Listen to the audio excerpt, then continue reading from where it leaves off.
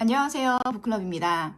제가 오늘 준비한 책은 정신과 전문의 홍승주 님이 쓰신 나는 내 생각을 다 믿지 않기로 했다 준비했습니다.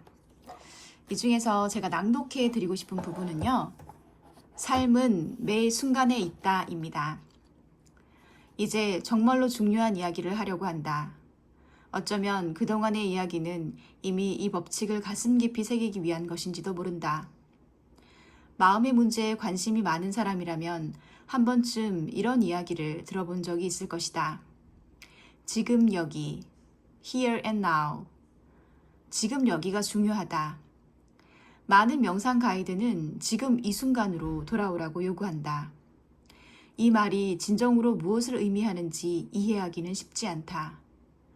마음이 어떻게 작동하는지, 어떻게 마음속에 떠오른 팝콘과 다른 선택들을 할 수 있는지, 어떤 가치를 어떻게 선택해야 하는지, 이런 내용을 이해하지 않는다면 지금 여기로 돌아오라 라는 요청은 단순한 주의력 훈련에 그칠 수 있다.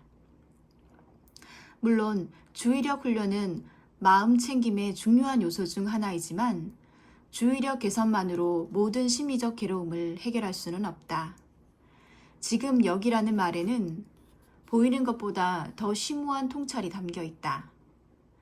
지금부터 이어지는 이야기는 조금 어렵게 느껴질 수도 있지만 반드시 짚어야 할 내용이니 차근히 따라오길 바란다. 생각은 자동적이다. 팝콘처럼 튀어오른다. 심지어 상징적인 효과를 발휘해서 눈앞에 보이지 않는 것들을 생생한 실제처럼 경험하게 한다. 그렇기 때문에 디스턴싱, 즉 거리두기가 중요하다. 꾸러미로 떠오른 생각들을 개별적인 요소로 분리하기, 생각 함정을 찾아내고 빠져나오기. 이와 같은 훈련은 모두 생각을 나가 아닌 하나의 심리적 사건으로 바라보도록 도와준다. 그렇게 우리는 생각에 대한 새로운 생각을 하게 된다. 생각이 정말 믿을 만한 것인가? 생각이 이토록 자동적이고 임의적이고 편향적이고 과도한 책임을 지우며 동시에 평가적이고 개념화를 통해 시야를 제한하고 끝없는 반추를 유발하는 것이라면 우리가 마음속에 떠오른 생각을 모두 곧이곧대로 믿을 이유가 무엇인가? 우리는 왜 생각에 강하게 영향을 받아야 하는가? 이것이 디스턴싱의 중요한 깨달음이다. 우리에게 온갖 심리적 괴로움이 찾아올 때에도 변하지 않는 것이 한 가지 있다. 바로 지금 이 순간의 경험이다. 지금 이 순간의 경험만이 유일하게 믿을 만한 것이다. 과거에 힘들었던 기억을 떠올려보자. 많은 일을 겪었을 테고 그로 인해 마음에 깊은 상처가 남았다고 느낄 수도 있다.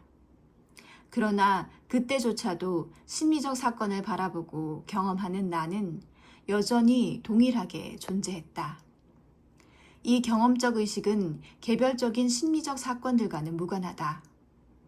그래서 가슴 깊은 상처는 실은 그저 허상일지도 모른다. 상처는 매 순간을 경험하는 나와는 무관한 사건이기 때문이다. 현재는 끊임없이 변화하는 사건의 연속이며 순간순간 새롭게 일어나는 과정이다. 그 과정에서 변하지 않고 삶의 자취를 따라 연속적으로 이어져 온 나는 그 모든 것들을 바라보며 지금 이 순간을 경험하는 나 또한 현재 시점에서의 경험적 의식 그 자체다. 생각의 강에 앉아있는 나, 강에서 떠내려오는 나뭇잎을 바라보는 경험 그 자체다. 우리는 앞서 이를 알아차림으로써 나라고 이야기했다. 디스턴싱의 후반부에는 가치에 대해 이야기했다. 가치는 선택이고 방향이다. 자유는 선택할 수 있는 능력이다. 회피하지 않고 억지로 버티지 않으며 가치에 따라 선택해야 한다. 이 선택 또한 지금 여기에서 벌어진다. 과거에 얽매여 꼼짝 못한 채로 혹은 파랑새 같은 미래를 위해 억지로 버티며 선택하는 것이 아니다. 나는 지금 이 순간 나의 가치에 따라 그 방향으로 선택할 뿐이다. 내가 믿고 확신할 수 있는 선택은 지금 이 순간에 나의 가치에 따라 이루어진 선택뿐이다. 이처럼 가장 중요한 경험은 지금 이 순간에 벌어지는 일들이다. 하지만 우리는 현재의 경험과 성숙한 관계를 맺지 못한다.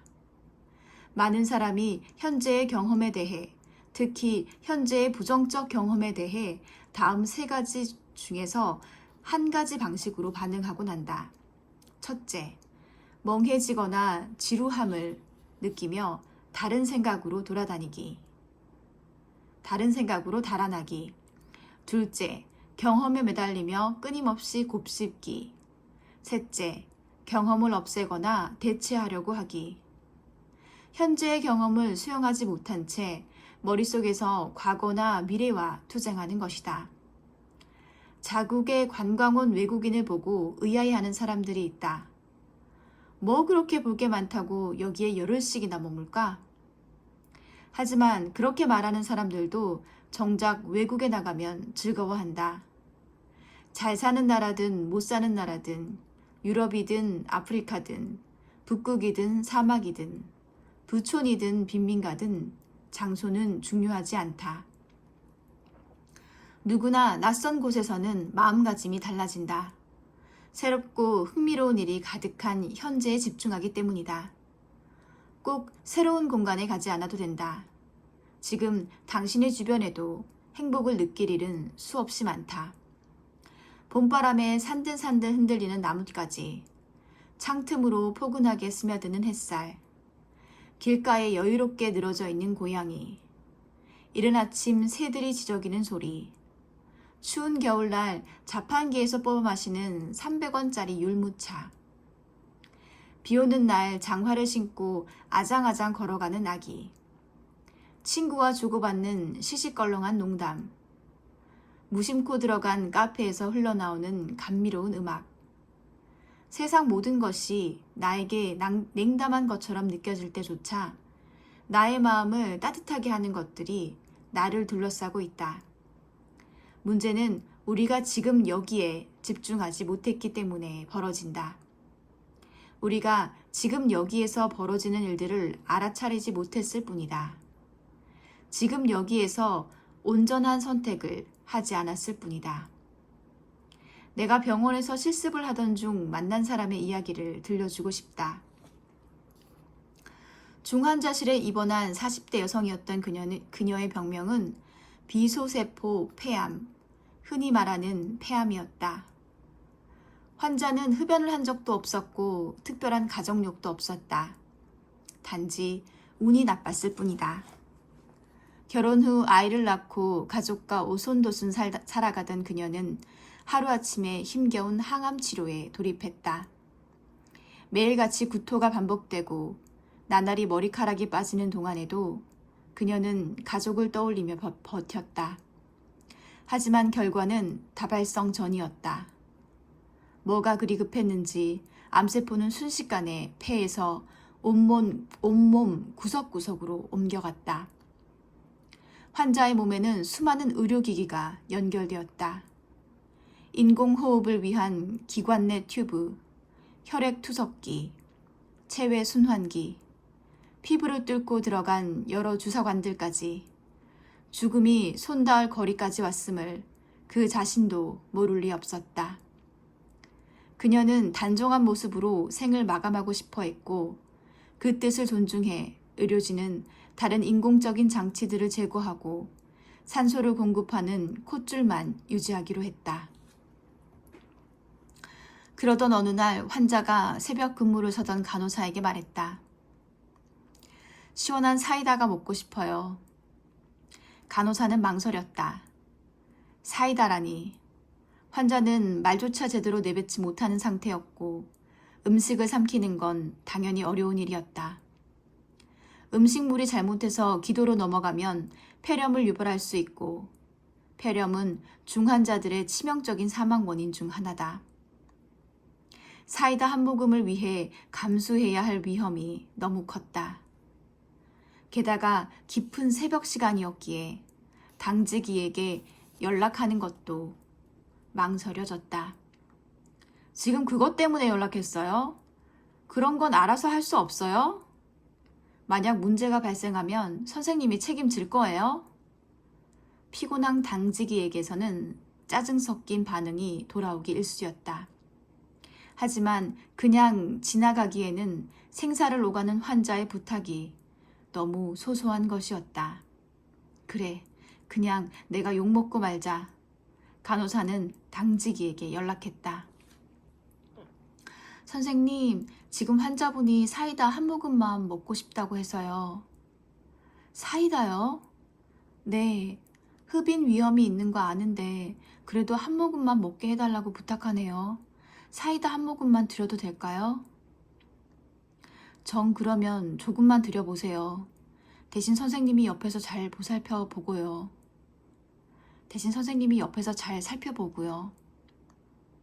다행히 당직이는 이해심이 깊은 사람이었다. 간호사는 재빨리 남편에게 연락했다. 보호자분이시죠? 지금 환자분이 사이다를 마시고 싶다고 해서요. 사이다 하나 사오실 수 있겠어요? 사이다요? 네네, 제가 지금 바로 다녀올게요. 그도 밤새 잠 못 이루고 있었던 걸까? 남편은 쌩쌩한 목소리로 대답했다. 아파서 누워있는 아내를 위해 자신이 할 수 있는 일이 하나라도 생겨 기쁜 모양이었다. 하지만 남편이 사이다를 사러 자리를 비운 사이 환자의 상태는 급격히 나빠졌다.